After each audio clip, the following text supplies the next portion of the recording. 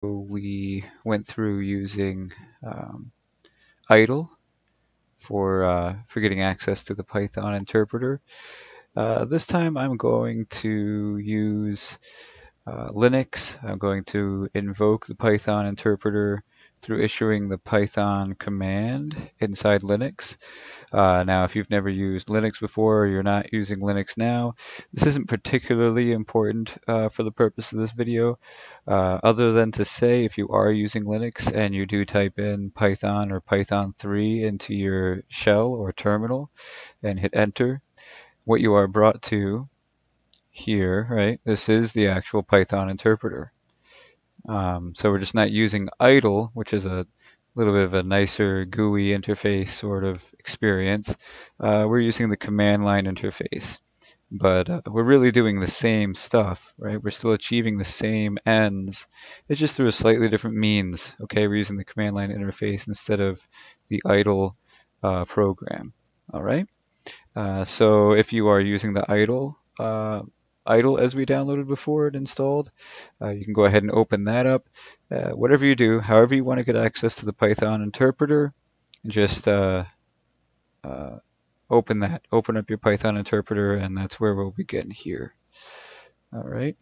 Over here are just some steps from a lab from a course I am currently teaching.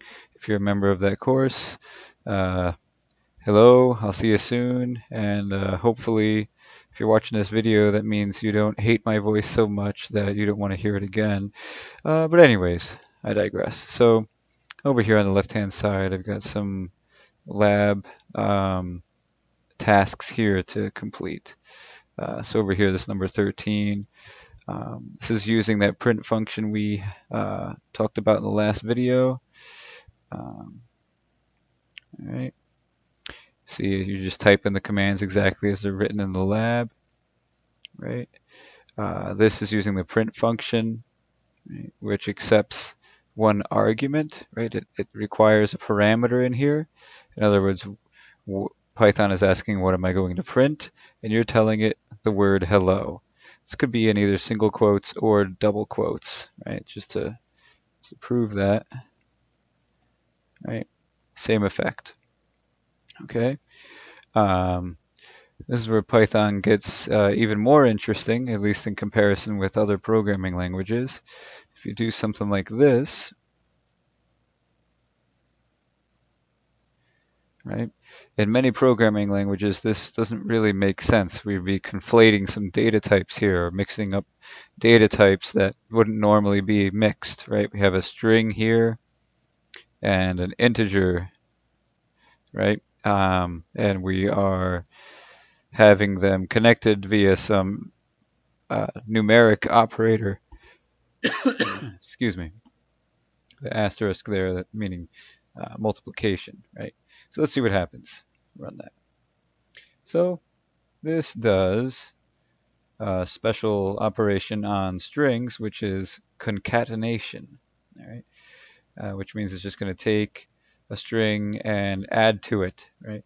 Add to the end of that string. And since we have hello times 3, we are taking hello and just sticking it next to each other 3 times. If we wanted a space in between each hello, just do hello space and then close that quote times 3. Okay. Likewise, let's see if the white space is important in here, right?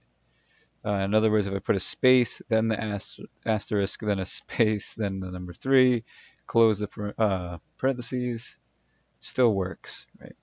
So we see that the white space inside of an expression here like this, inside the parentheses, as far as an argument that we're passing to the print function, the white space isn't all that important, right? But if we were to type print hello space space star space 3, still works, all right?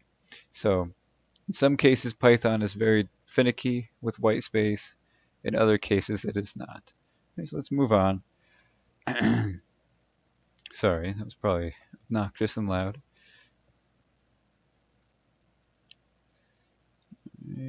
Sorry.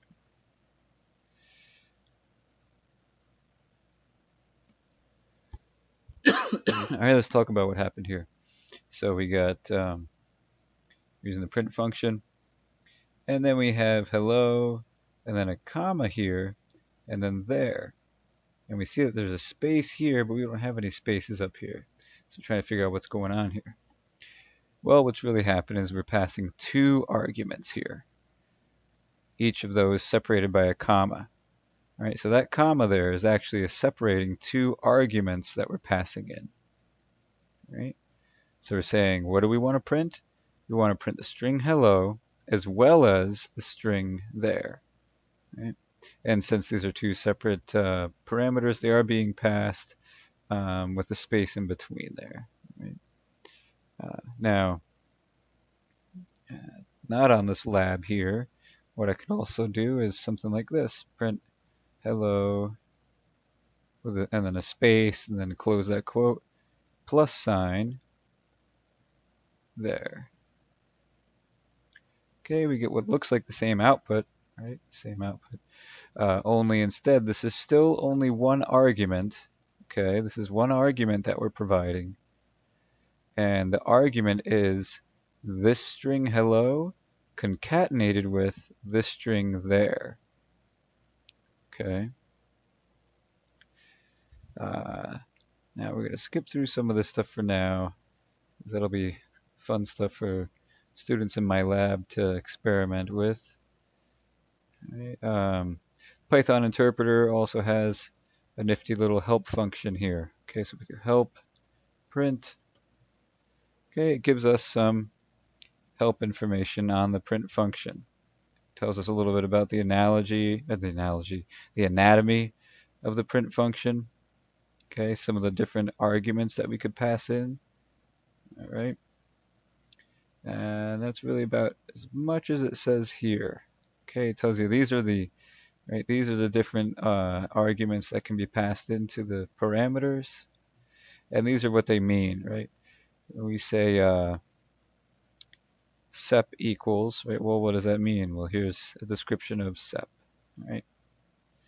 And okay, what does that mean? Okay, this is what goes in there, right?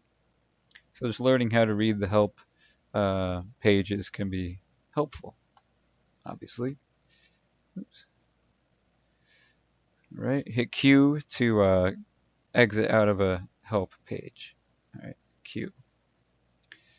Let's scroll down some more. All right. Statements. Okay, we've already discussed this a little bit in the last video. We just type in the number 8. It just gives us back the number 8. Right. This is considered a statement. It could also be considered an expression, although it's not really a complete expression, whereas something like this is considered more of a complete expression. Right? Features operators and operands, right? If you remember that from math class. So, right, we can go down.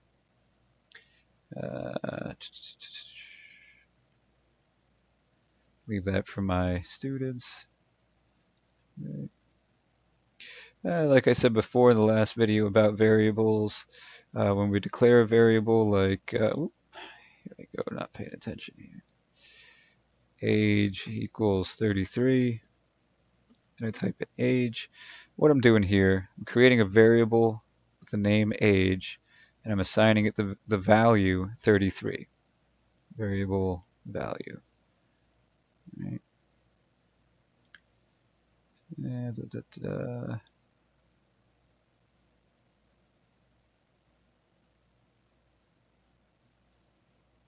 Okay.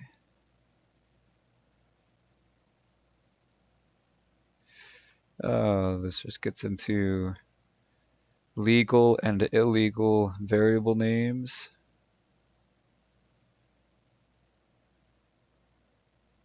All right, let's talk about a couple more built-in functions inside Python. All right. So min is a built-in function. Let's see what happens if we just type in min on its own. Min. There we go, built-in function. All right, so in this case, when we type in min, the Python interpreter tells us what min is. It's a built-in function. Okay.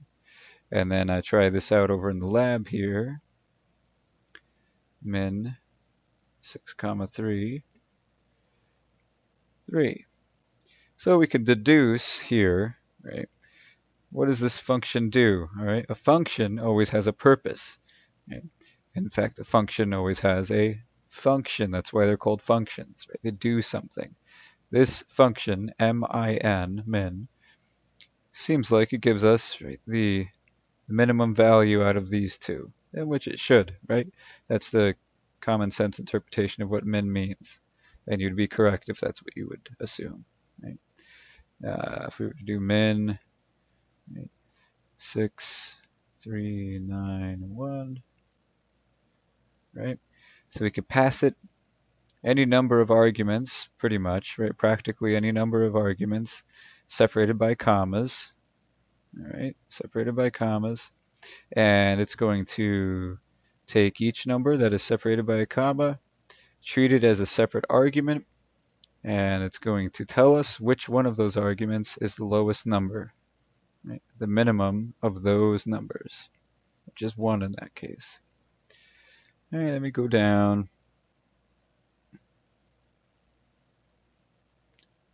All right. Let's just play around a little bit. All right, if there's this function here called min, maybe we could assume that there's also a function called max. Let's try it out with those same numbers, 6, 3, 9, 1. Hey, sure enough, we are correct in our assumption. Max should give us the highest number of these 4, and sure enough, 9 is the highest of those numbers. All right. Let's talk a little bit about some other things here. Let's play around a little bit.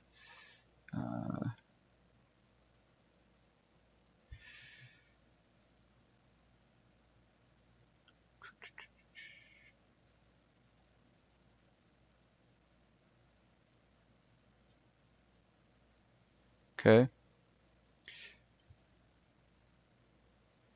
So, just to introduce a couple concepts here. All right. Range is another built-in for Python. It's a class in Python, right? Which means I'd really have to introduce some object-oriented concepts, right?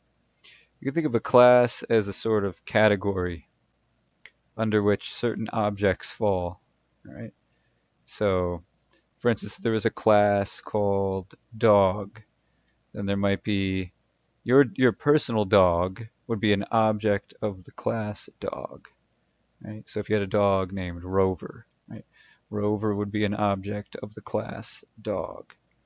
Right? And as we'll see as time goes on throughout this course and this video series, when you create a class, you can make you're sort of creating a template for objects, right? So if you're thinking of dogs, right, all dogs have certain things in common, or at least the vast majority of them do. Right? Most of them are hairy, most of them have 4 legs, most of them have a tail, 2 ears, they bark, and so on. So any object that we would create of the class dog would share those features with other objects in that class. In other words, with other dogs.